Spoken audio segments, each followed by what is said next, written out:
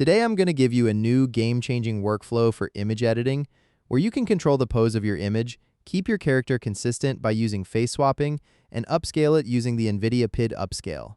So this is going to be very interesting. And if you want more custom workflows, there are lots more coming. So please subscribe so you don't miss them when they're up. And thanks to all of you who support this channel. I'm going to show you everything, step by step, how you can use this workflow, and I'll show you how to download all the requirements too. So we're still fighting the same battle, character consistency and pose control. And here's the thing, the more control you have over your generation, the better off you are. You can make an image that's razor sharp, clean, full of color, looks absolutely stunning. But if you can't control what it's doing, it's not really useful. You want an AI that does what you tell it to, and getting there is still hard. So today I'm handing you a workflow that solves a big chunk of that. It gives you control over the pose, it keeps your character consistent, and it upscales using NVIDIA's PiD. And PiD upscales in a completely different way. Most AI upscalers squeeze your image down into a latent, do the work in there, then decode it back out. PiD skips all that. It works directly in pixel space. No latent round trip, which is why it holds on to detail the way it does. Okay, so this is a big workflow, 4 phases. Phase 1 generates your image following the pose, and it also does skin tone correction so the face and body actually match. Phase 2 goes back in and adds more detail. Phase 3 is where it swaps in your character's face onto that posed body. And Phase 4 does the upscale. So let's get our inputs in. This first slot here is where you upload your character's face, and this one over here is the pose you want your character to take. Let's drop our character image in first. Now this one matters.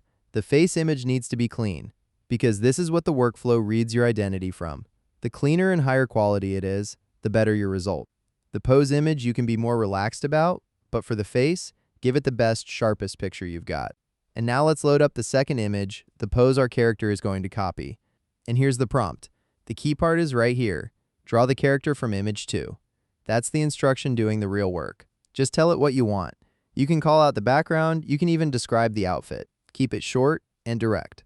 So I'm going to refer to everything as phase 1, 2, 3, and 4. It just lets us break the workflow into segments and makes it way easier to follow along instead of getting lost in one giant graph. So that's the language I'll use the whole way through. All right, first let me hit create and let it generate, and I'll walk you through how it actually works. So you've got the full picture. Phase 1. This is the part that takes your character and puts them into your reference pose. But right out of phase 1, it's going to look plastic, polished, shiny.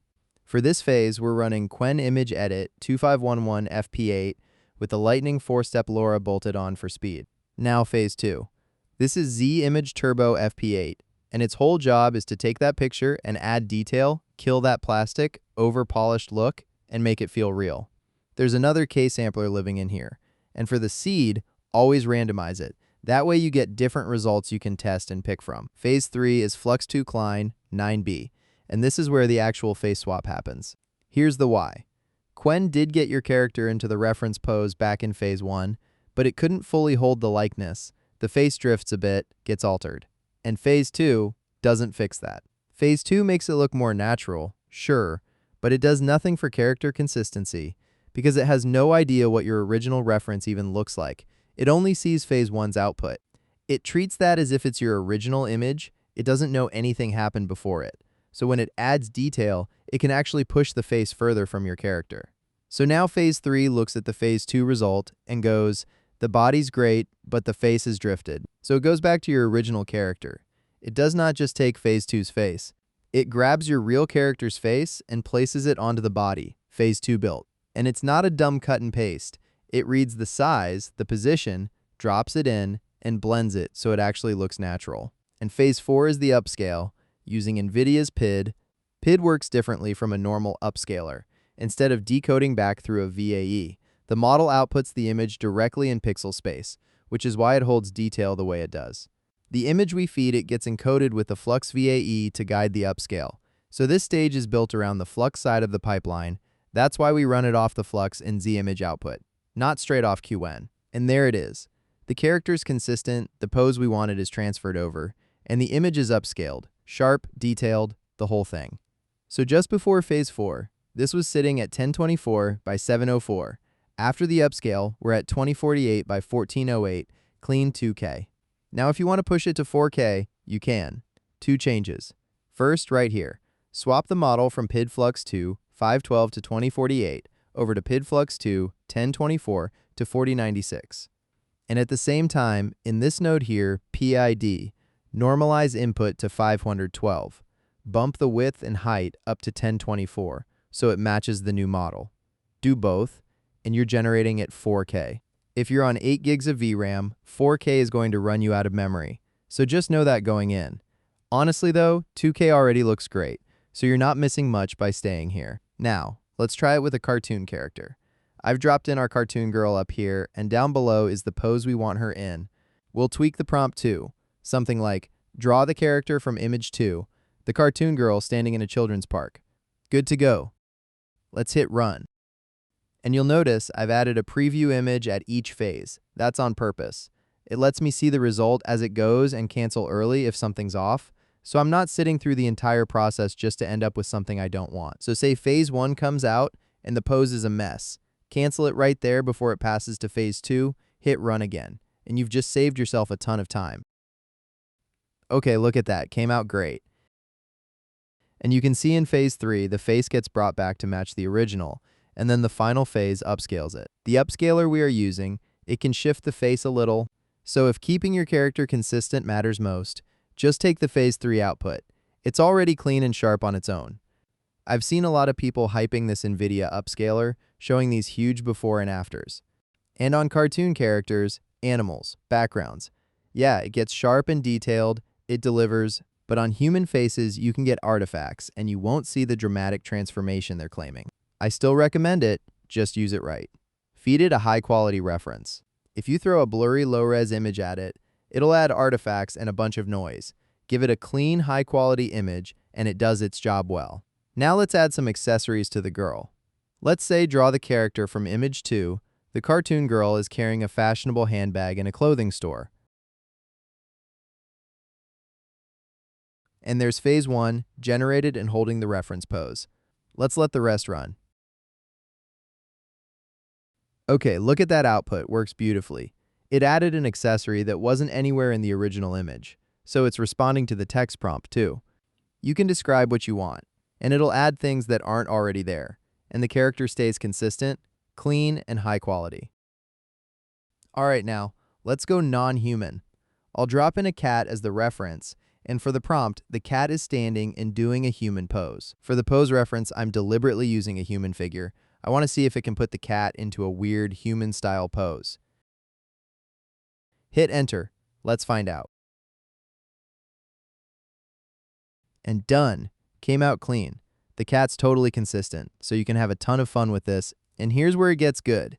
You can take these images and turn them into video. Reels, TikToks, dancing animal clips, little animal short stories. There's a lot you can do with this. Look at the detail you're getting. And the whole thing runs free, locally on your own machine. If you want to see the video side, check out some of my videos where I turn images into video. They've performed really well, all on just 8 gigs of VRAM using LTX 2.3. Now let's try making an ad image. I'll upload our character image, and for the pose reference, I'm using a black man. And I'm doing that on purpose because I want to show you something. The skin tone of your pose reference doesn't carry into the final image. The workflow reads your character's face, and it builds the body to match your character's skin tone. Not the pose references, that's the skin tone correction doing its job. This time the prompt's going to be a bit longer. Just transferring a pose isn't enough for a proper ad image, so we add some detail. Here it is. Alright, hit run. Okay, look at that. Phase 1. Not quite there yet. Check out the eyes. Something's off. Phase 2 cleans up the quality, looks right, but the consistency's broken. Look at our guy here versus this one that's drifted. Then phase 3 brings the character back to the original, and there he is. Same person from our reference. Clean, sharp, consistent. And this time, phase 4 isn't great. It upscaled, but the detail it added turned into artifacts and kind of wrecked the image. Now let's do a summer ad image. I've added this image for our reference face and this one for the pose. And notice, one's horizontal, the other's vertical. Totally different orientations. Let's see if the workflow handles that difference on its own. Here's the prompt. Draw the character from image 2, fashion ad of a smiling woman in a white linen outfit holding a straw bag, walking on a sunlit Mediterranean street with pink flowers. Elegant serif text positioned precisely in the middle of the left side reads, "Effortless style." Let's hit create and see what we get. Okay, looks pretty good. And check this out. It placed the text accurately, right where we told it to, middle left. First things first, if you haven't installed ComfyUI yet, I've got a full beginner's guide on how to get started. It covers both local setup and cloud GPU, so check that out. Now, I'll tell you how to download everything. All the download links are down in the description, so grab them from there. But there are a few important things you need to know that the links won't tell you. First, before anything, update ComfyUI. The NVIDIA PiD upscaler is built into ComfyUI now. It's not a custom node, so if your build is old, those nodes show up red, and you'll think it's broken when it isn't. For the custom nodes, don't install them one by one. Just load the workflow and click Install Missing Custom Nodes in the manager. It pulls them all automatically. Now, the two things that trip everybody up. The Flux.2 Klein 9B model needs the Qwen 38B text encoder 8B, not 4. And for the PiD upscaler, the Gemma text encoder has to be the ELM variant. Don't grab the regular one.